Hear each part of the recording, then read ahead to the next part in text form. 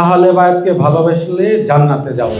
দিন যাচ্ছে, মক্কা মদিনার জিয়ারতকারীর সংখ্যা বেড়ে যাচ্ছে। নারায়ণগঞ্জ একটা বসবাসের অনুপযোগী একটা শহর অলরেডি হয়ে গেছে। এইখান থেকে উত্তরণের জন্য একমাত্র আল্লাহ পাকের ফয়সালা ছাড়া আমি ব্যক্তিগত কোনো রকমের আর কোনো কিছু দেখি না। সর্ব অবস্থায় যদি আল্লাহ পাকের দয়া নজর করমে যদি থাকতে হয়, আপনি নিয়ম শৃঙ্খলার মধ্যে আসতে হবে। সাম্প্রদায়িক সৌহার্দ্যতা আপনাকে বজায় রাখতে হবে। ওলি আল্লাহ প্রেমিক যারা, তারা কোনো ধর্মের মানুষকে আঘাত করবে না। আহলে বায়াতকে ভালোবেসে আল্লাহ এবং আল্লাহ রাসূলকে যেভাবে পাওয়া যায়, আহলে বায়াতকে ভালোবেসে রাসূলুল্লাহ সাল্লাল্লাহু আলাইহি ওয়াসাল্লামের দিদার পাওয়া যায়। আহলে বায়াতকে ভালোবাসলে বাগদাদ শরীফ, নাজাফ, কারবালাতে যাওয়া যায়। আহলে বায়াতকে ভালোবাসলে, আহলে বায়াতের ওসিলা করলে নবীর রওজা রিয়াজুল জান্নাতে নামাজ পড়া যায়। আহলে বায়াতকে ভালোবাসলে জান্নাতুল বাকিতে প্রবেশ করা যায় এবং আহলে বায়াতকে ভালোবাসলে জান্নাতে যাওয়া যায়।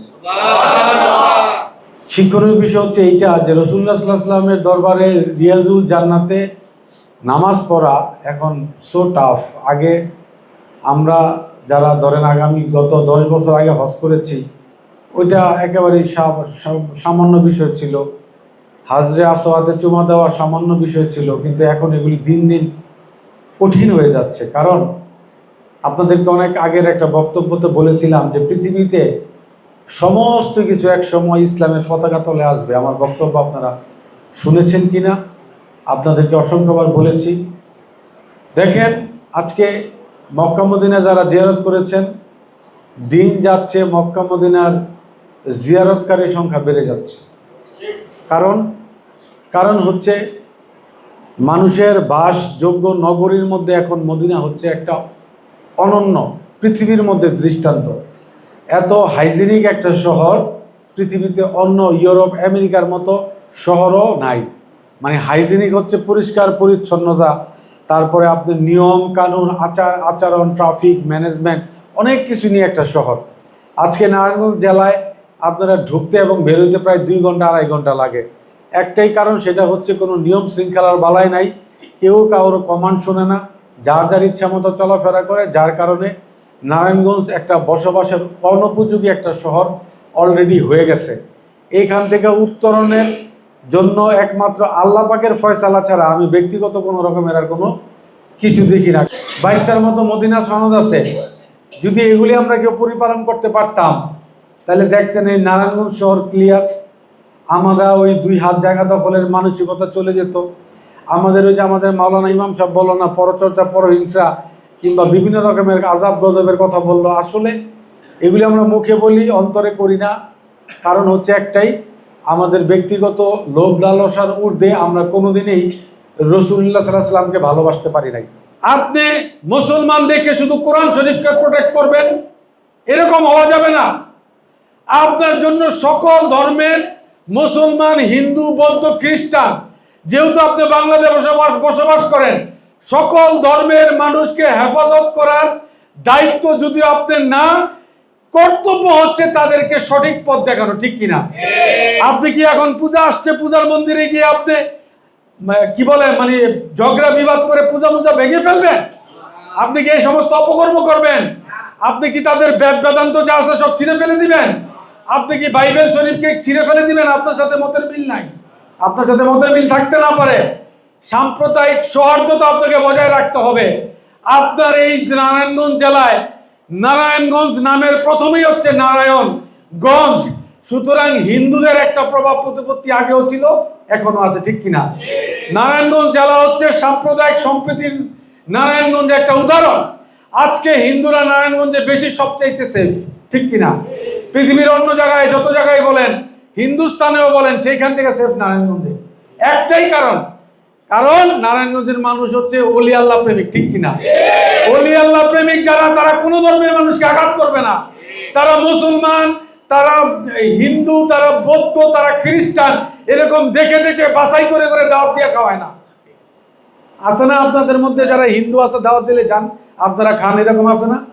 আবার অনেক হিন্দুদেরকে আপনারা দাওয়াত দেন না। সাম্প্রদায়িক সৌহার্দ্য হচ্ছে নারায়ণগঞ্জে, এই জন্য নারায়ণগঞ্জের উপর আল্লাহ পাকের একটা অন্যরকম একটা রহমত এবং বরকত আছে, ঠিক কিনা? এই জন্য আমরা বলি যে আল্লাহ পাক সারা বাংলাদেশের 64 জেলার মধ্যে আমাদেরকে যে নারায়ণগঞ্জ জেলায় জন্ম দিয়েছেন, এইটাই তো আল্লাহ পাকের দরবার লাখো কোটি শুকরিয়া, ঠিক কিনা? আল্লাহ এবং আল্লাহ রাসূলকে ভালোবাসি, ওলি আল্লাহদেরকে ভালোবাসি, তারা কখনো কোনো ব্যক্তি কোনো ধর্মের উপর আঘাত আনা যাবে না। কারণ আমাদের আল্লাহর ওলিগণ সালেহীন বান্দারা ধৈর্যের সাথে মোকাবেলা করেছেন। কোনো রকমের কোনো দাঙ্গা ফ্যাসাদ, কোন রকমের জুলুম নির্যাতনের মাধ্যমে কাউকে ইসলাম ধর্মে দীক্ষা দেন নাই। রাসূলুল্লাহ সাল্লাল্লাহু আলাইহি ওয়াসাল্লামের যুগ থেকে আজকে পর্যন্ত ইসলাম হচ্ছে শান্তি এবং সুশীতল এমন একটা ছায়া, এই ছায়ায় একবার যদি কোনো বিধর্মী আসে সাথে সাথে সে কলমা পড়ে মুসলমান হয়ে যায়।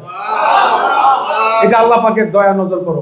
আল্লাহ পাক যাকে তাকে তার রাজ্য দান করেন না, যার তার নসিব করেন না, এমন ব্যক্তি নসিব করেন যাকে আল্লাহ পাক ভালোবাসে।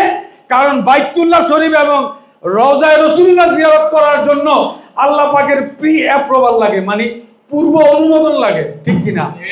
আপনাদেরকে গত সপ্তাহে বলছি না যে আল্লাহ পাকের সাথে আগে এরকম হঠাৎ করে প্রোগ্রাম করছি, টিকিট করছি, ভিসা হয় না, যাইতে পারি নাই।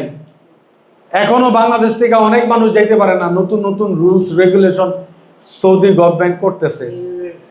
কত সুন্দরভাবে গেলাম, চমৎকারভাবে জিয়ারত করলাম, চমৎকারভাবে আপনাদের ওমরা কমপ্লিট করলাম, নামাজ পড়লাম, সকল বরকতি জায়গা জিয়ারত করলাম।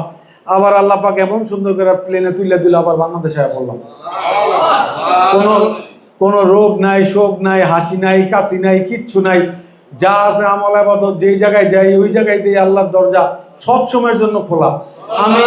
আমি এটা আপনাদেরকে এই জন্য বলছি যে আমার যে স্কেজুয়াল এত টাইট কন্ডিশন, এত সহজে কোনো কিছু করা যায় না। আমার যে ট্রাভেল এজেন্ট সব সময় বলে, ভাই আপনার কোনো কাজ করার লগে লগে 10 মিনিটের ভিতরে ডিসিশন।